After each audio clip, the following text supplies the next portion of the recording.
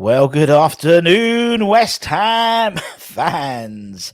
Cresswell out, Sanusi in.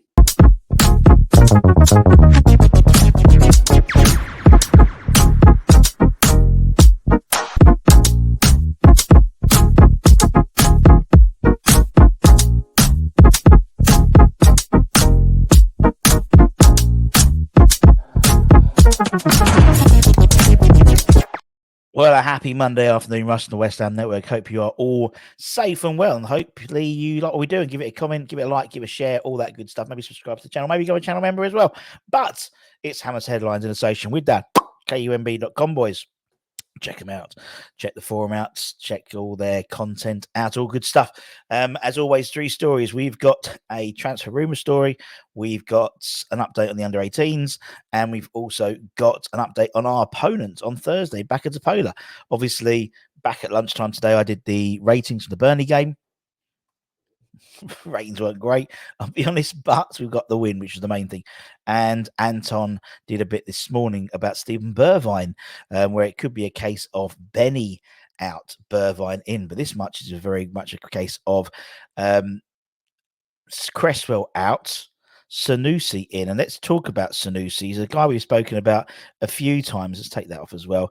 But apparently STEIDTEN is sold on Sanusi.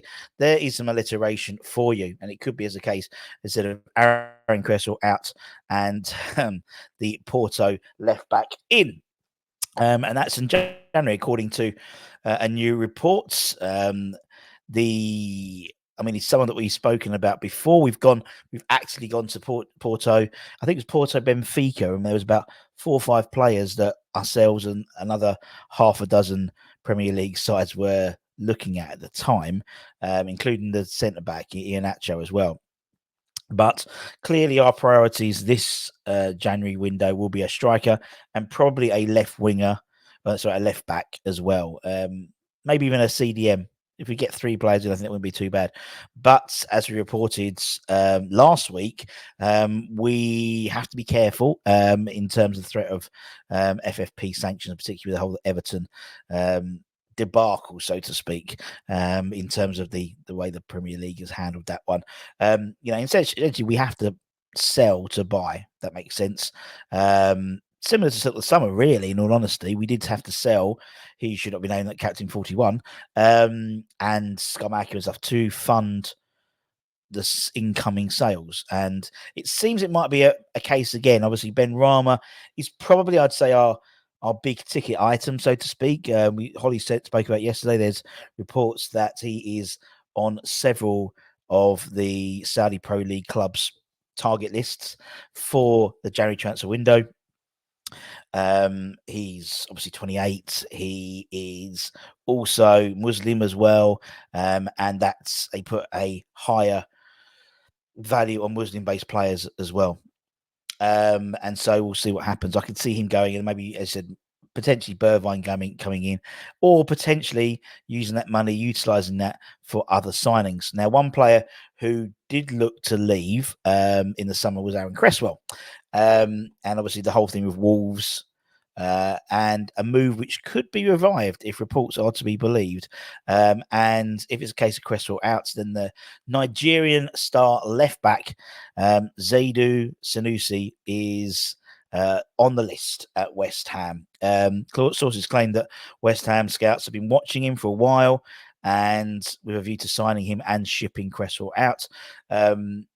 Moisey is actively pushing for an upgrade in the position in the new year. We obviously know Tim Steindten is taking control, but obviously he will ask Moisey as well, in the same, it's been nice. And as I said, Zaidu Sanusi, not dishwasher, is high on Steintten's list.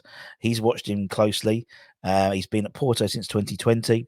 And he's a player that Tim has appreciated for a long time. So if Tim appreciates him, I appreciate him. So we'll see what happens. The only slight fly in the ointment is I believe Nigeria are in the AFCONs, but with the likes of, Emerson is the first choice left back at the moment.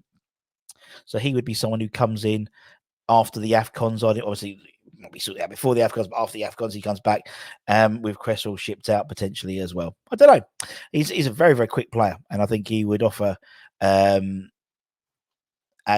an alternative, but whereas it's Emerson, and if Emerson's injured or if Emerson needs a rest, we haven't got anyone like him at the left back slot. We do have. We've got Ollie Scars, but we know Moyes won't play him, so it tends to be Cresswell to come in, which does really hamper that left-hand side where, having two very similar type players in Emerson and Sanusi would be really beneficial for the side, particularly. And that left-hand side is something which is always really useful. I mean, he's one of the best left-backs in the Portuguese league this year and has been for a while, to be honest. So, and he would provide not only cover and depth, but competition for Emerson as well. Emerson's not going to be around forever. I think he's been one of our best performers this season, but we'll keep an eye on that come January. Let's talk about the under 18s. Obviously, under 18s last year FA Cup winners for the first time since 1999, and they are progressing nicely and enter into the knockout rounds of the Premier League Cup after thumping Middlesbrough 5-1. Lewis Orford found the nets. Ollie Scars, we spoke about, he won the ball midfield before giving it to Favour Mavani, who added the second just for half time. A fantastic volley.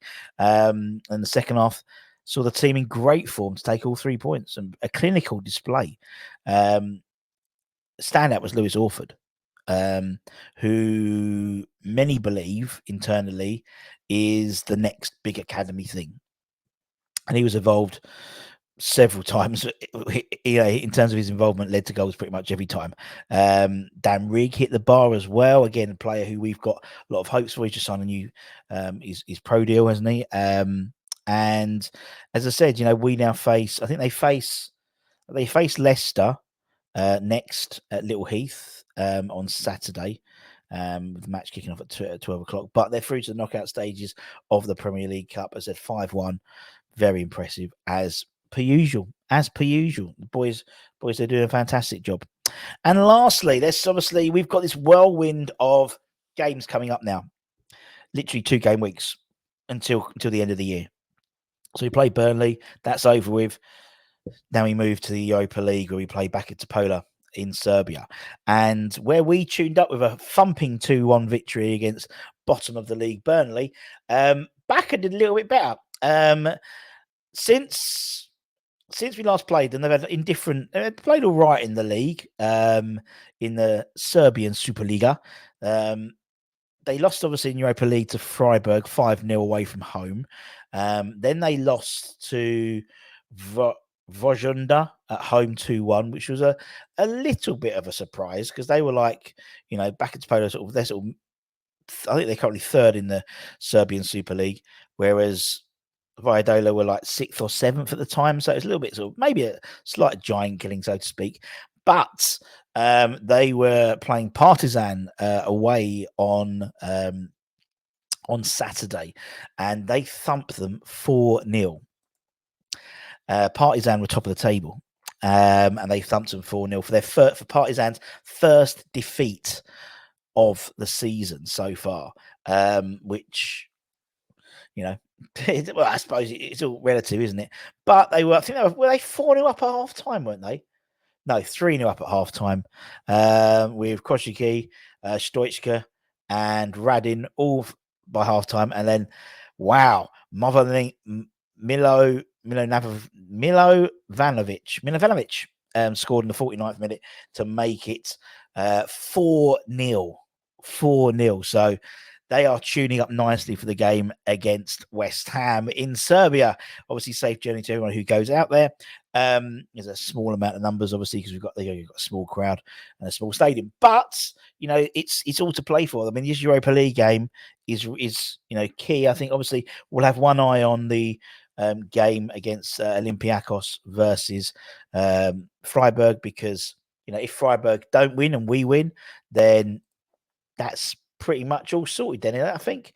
I think so. We're on 9 points. Freiburg on 9 points.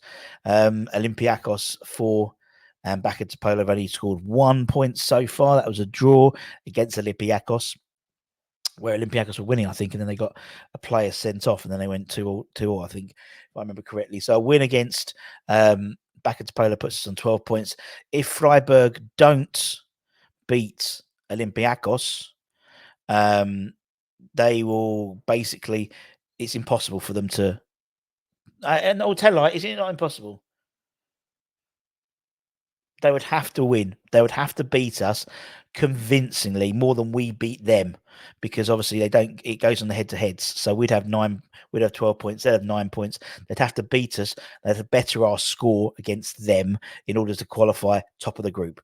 So obviously, there we go. There we go.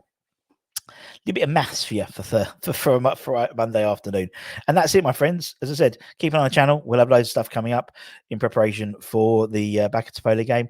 And then we go to Crystal Palace, the Crystal Palace game, who Crystal Palace themselves, I think we're, in a weird way, hopefully Bowen will probably be back for the Palace game. I don't think he'll feature for the BACKA TOPLA game at all.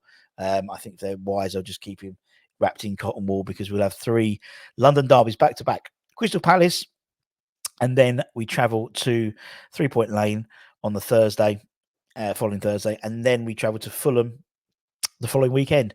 And I mean, in terms of Crystal Palace, they're having a bit of we might talk about it a bit later on, actually, because they've got a few players out potentially as well. And so does Spurs as well. So, yeah, hopefully we'll have Bowen back for them. But anyway, take care, stay safe, stay warm, stay humble, keep the faith, my friends, and come on, you bloody irons. Irons!